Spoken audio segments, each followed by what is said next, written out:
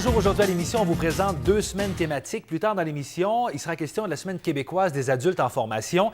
Mais tout d'abord, du 2 au 5 avril, l'Université du Québec à Rimouski accueille une grande première. C'est une semaine de célébration de la diversité sexuelle. Pour parler un peu de cette semaine et de ce qu'on y présente, je me suis entretenu avec un des membres du comité organisateur, Rémi Bélanger de Beauport. Rémi, on parle ici à l'université d'une première semaine de célébration de la diversité sexuelle. Comment est né ce projet-là?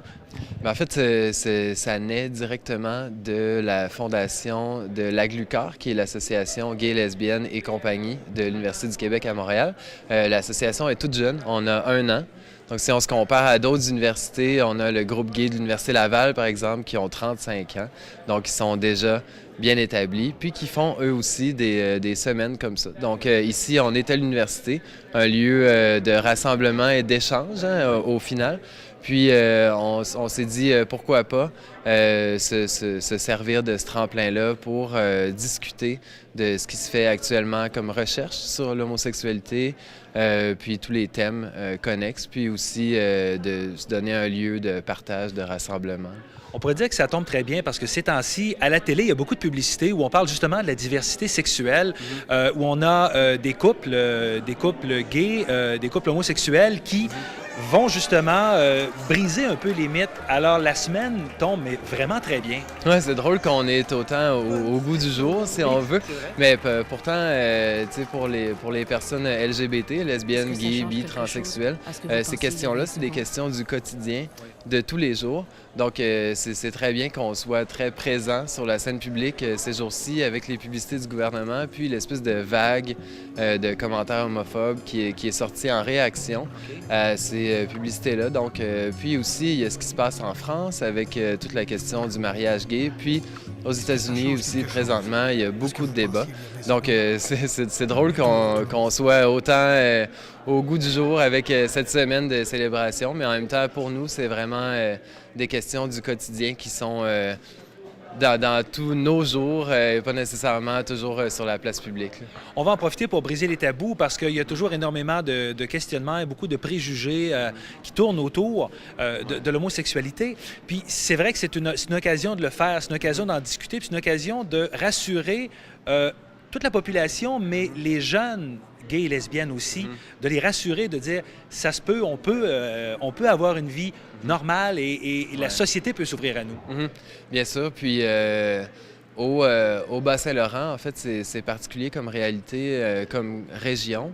On n'a pas d'association gay, lesbienne, avec un mandat. En fait, il n'y en a pas du tout. À part que celle ici à l'Université du Québec, à Rimouski.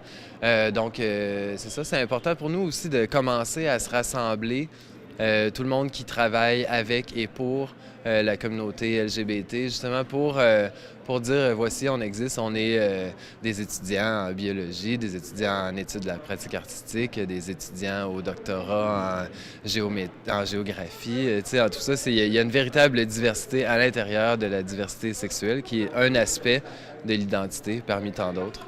Parmi les activités qui sont présentées cette semaine, qu'est-ce qui va se passer? Il y a des conférences, il y a des kiosques ici à l'UQAR. Qu'est-ce qu'on va faire pour concrétiser tout ça? Oui, nous, ce qu'on voulait, c'est vraiment donner une plateforme pour le discours universitaire qui se passe présentement, donc toute la recherche qui se fait sur l'homosexualité dans un contexte sociologie et tout ça, mais en même temps organiser des ateliers. Donc, on a un atelier qui est donné par Main Bas-Saint-Laurent, qui travaille ici au Bas-Saint-Laurent pour démystifier un peu l'homosexualité, surtout auprès des jeunes. Puis, c'est ça, donc conférence, atelier, puis on termine la semaine avec une fête.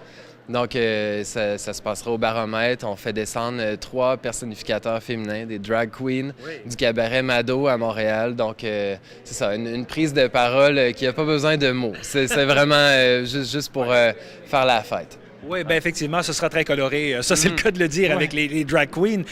Si on veut avoir plus d'informations sur la programmation, est-ce qu'on passe directement ici à l'UQAR? Est-ce qu'on est là sur les heures d'ouverture de l'université? Oui, nous, on est là tous les jours. La façon la plus efficace de s'informer, c'est de passer par Facebook, de chercher Semaine de célébration de la diversité sexuelle ou chercher AGLUQAR, A-G-L-U-Q-A-R, ou d'aller directement sur le site de lucar.ca puis d'aller regarder dans les événements, puis on est listé là, puis il y a toute la programmation là, avec heure par heure.